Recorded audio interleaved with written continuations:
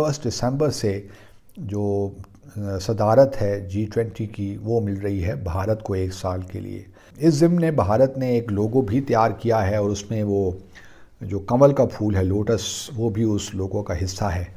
New Delhi में होगी, लेकिन कुछ मुलाकातें जो होती हैं पूरे साल G20 की मुख्तलिफ, तो वो भारत ने मकबूजा जम्मू और कश्मीर में भी उनको रखा है। तो ये हमारे लिए एक कंसर्न है। कब घिरा हुआ है माशी परेशानियों के अंदर।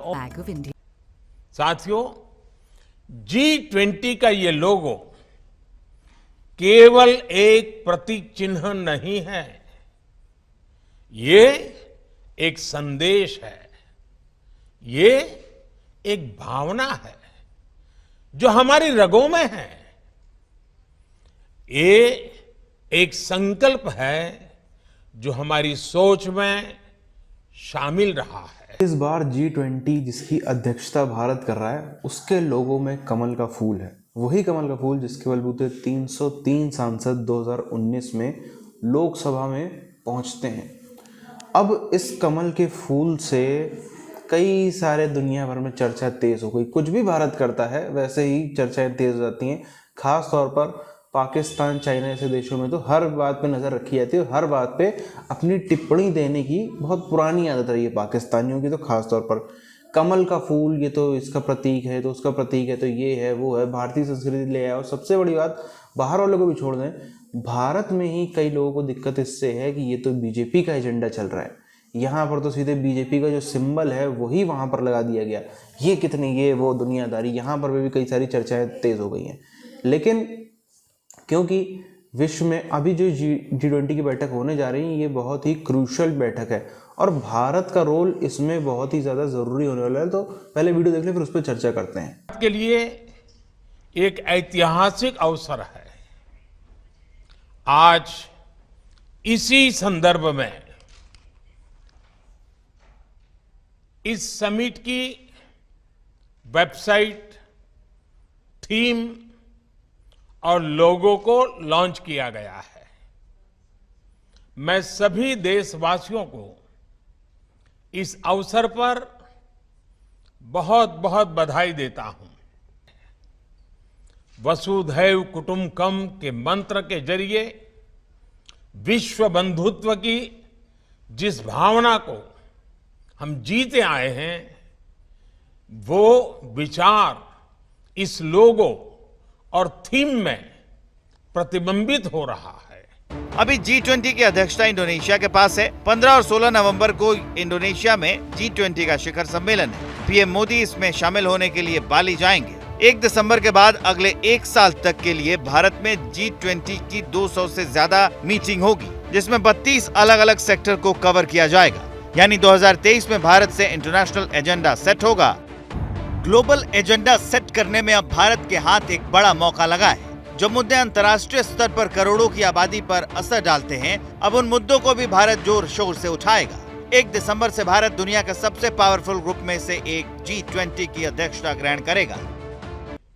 हमने ये संदेश दिया है, युद्ध से मुक्ति के लिए बुद्ध के जो संदेश है, हिंसा के प्रतिरोध में महात्मा गांधी के जो समाधान है, G20 के जरिए भारत उनकी वैश्विक प्रतिष्ठा को नई ऊर्जा दे रहा है। वही G20 जिसमें अमेरिका, चीन, फ्रांस, जर्मनी, जापान, किस्को, रूस, सऊदी अरब, ब्रिटेन, अमेरिका और यूरोपियन यूनियन जैसी बड़ी इकोनॉमी शामिल है। G20 ग्रुप कितना शक्तिशाली है, ये इससे समझ लीजिए कि दुनिया की जीडीपी में 85% हिस्सेदारी G20 की है। दुनिया में जितना व्यापार होता है उसमें 75% से ज्यादा योगदान G20 का है और दुनिया की जितनी आबादी है उसमें करीब 70% G20 देशों के हिस्से हैं। 1 दिसंबर के बाद अगले 1 साल तक के लिए भारत में G20 की 200 से ज्यादा मीटिंग होगी, जिसमें 32 अलग अलग सेक्टर को कवर किया जाएगा। यानी 2023 में भारत से इंटरनेशनल एजेंडा सेट होगा। G20 ग्रुप कितना शक्तिशाली है, ये इससे समझ लीजिए कि दुनिया की जीडीपी में 85% हिस्सेदारी G20 की है। दुनिया में जितना व्यापार होता है उसमें 75% से ज्यादा योगदान G20 का है और दुनिया की जितनी आबादी है उसमें करीब 70% G20 देशों के हिस्से हैं। अभी G20 की अध्यक्षता इंडोनेशिया के पास है। 15 और 16 नवंबर को इंडोनेशिया में G20 का शिखर सम्मेलन है। पीएम मोदी इसमें शामिल होने के लिए बाली जाएंगे। मेरे प्यारे देशवासियों और विश्व समुदाय के सभी परिवारजन, कुछ दिनों बाद 1 दिसंबर से भारत G20 की अध्यक्षता करेगा। ग्लोबल एजेंडा सेट करने में अब भारत के हाथ एक बड़ा मौका लगा है। जो मुद्दे अंतर्राष्ट्रीय स्तर पर करोड़ों की आबादी पर असर डालते हैं, अब उन मुद्दों को भी भारत जोर शोर से उठाएगा।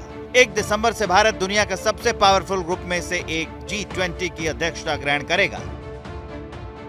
वही G20 जिसमें अमेरिका, चीन, फ्रांस, जर्मनी, जापान, किस्को, रूस, सऊदी अरब, ब्रिटेन, अमेरिका और यूरोपियन यूनियन जैसी बड़ी इकोनॉमी शामिल है। कि G20 समिट को लेकर भारत में होने जा रहे इससे जुड़े आयोजनों को लेकर उत्सुकता और सक्रियता लगातार बढ़ रही है। आज जो ये लोगो लॉन्च हुआ है उसके निर्माण में भी देशवासियों की बड़ी भूमिका रही है, जो विश्व के 75% व्यापार का प्रतिनिधित्व करते हैं। G20 उन 20 देशों का समूह है जिसमें विश्व की 2/3 जनसंख्या समाहित है और भारत अब इस G20 समूह का नेतृत्व करने जा रहा है। हमने लोगों के लिए देशवासियों से उनके बहुमूल्य सुझाव मांगे थे और मुझे जानकर बहुत अच्छा लगा कि सरकार को हजारों की संख्या में लोगों ने अपने क्रिएटिव आइडियाज भेजे। आज वो आइडियाज, वो सुझाव इतने बड़े वैश्विक आयोजन का चेहरा बन रहे हैं। हिंसा के प्रतिरोध में महात्मा गांधी के जो समाधान है, G20 के जरिए भारत उनकी वैश्विक प्रतिष्ठा को नई ऊर्जा दे रहा है। जो G20 की बैठक है इसकी अध्यक्षता तो भारत कर रहा है, पर ये बैठक हो कहाँ रही है? ये बैठक हो रही है बाली, इंडोनेशिया में। अब बाली जो इंडोनेशिया है वो तो विश्व का सबसे बड़ा इस्लामिक कंट्री है, सब जानते हैं, पर जो बाली आइलैंड है, जो बाली उनका एक आइलैंड स्टेट है, जो भी उसको हम कह लें, वहाँ पर वो एक तरीके से लगता है, आपको देखने में लगेगा कि इंडिया का ही एक एक्सटेंडेड स्टेट है, क्योंकि वहाँ पर भी तकरीबन 84-85% आबादी हिंदू धर्म में यकीन रखती है। वहाँ पर बहुत ही पुराने पुराने मंदिर और सब स्ट्रक्चर आपको मिल जाएगा जगह जगह पर। कहीं पर अर्जुन जी की मूर्ति लगी, कहीं किसी की मूर्ति, कहीं किसी, ये सब वहाँ के कल्चर में नज़र आता है। और सिर्फ ये बाली तक ही सीमित नहीं है, इंडोनेशिया के कल्चर में एक हिंदुज़म की झलक बहुत अच्छी तरीके से दिखती है। अब जो ये बैठक होने जा रही है G20 की, इसमें बड़े बड़े मुद्दे हल होने हैं और वो भारत को ही करवाने हैं। सबसे पहला, रशिया और यूएस के बीच में इस तरह की सुलह करवाना, भले ही वो सामने हो, भले ही वो पीठ पीछे हो, बैक चैनल हो, पर दोनों को ही इस समय बहुत ज़्यादा नुकसान हो रहा है और लंबे समय तक चलता रहा है ऐसे ही, तो इनको तो जो नुकसान होगा, इनकी जनता तो जो सहेगी, भारत पर भी इसके इम्पैक्ट आएंगे, क्योंकि हम डिपेंड करते हैं। हम इंडिया जो है वो अमेरिका पर भी काफ़ी ज़्यादा डिपेंड करता है और इधर भी डिपेंड करता है। तो वही कहते हैं ना, अगर किसी पौधे को तकलीफ हो रही है, किसी पौधे के जड़ में कोई समस्या है, कीटाणु लग गए, कीड़े लग गए, तो फूल पत्तियों तक भी उसका असर जाता है। कुछ ना कुछ कहीं ना कहीं वैसी ही बात है ये। इसलिए रशिया का भी आप देखो, रशिया के भी जो रिजर्व्स हैं वो ख़त्म हो रहे हैं। उसके चाहे अनाज के रिजर्व्स हों, चाहे उसके जो उसने अपनी धनराशि इकट्ठा कर रखी उसके रिजर्व्स हों, बाकी सब चीज़ों के वो भी ख़त्म हो रहे हैं। इधर यूएस का जो है वो तो इकोनॉमी रिसेशन में जा ही रही है। अब इंडिया ये चीज़ अभी क्यों कर रहा है? इंडिया ये चीज़ 2 महीने, 4 महीने, 6 महीने, 8 महीने पहले भी कर सकता था, ये चीज़ करवा सकता था। इंडिया को सबको पता है रशिया भारत का उस हद तक का दोस्त है कि हाँ ज़रूर सुनेगा। भारत अगर कुछ प्रस्ताव रखता है तो उस पर रशिया जितना ज़्यादा से ज़्यादा कर सकता है उतना ज़्यादा करेगा, वो उसमें पीछे नहीं हटेगा, वहाँ पे मना नहीं कर सकता है साफ रशिया। और इसी तरीके से अमेरिका भी कुछ इसी तरीके से है।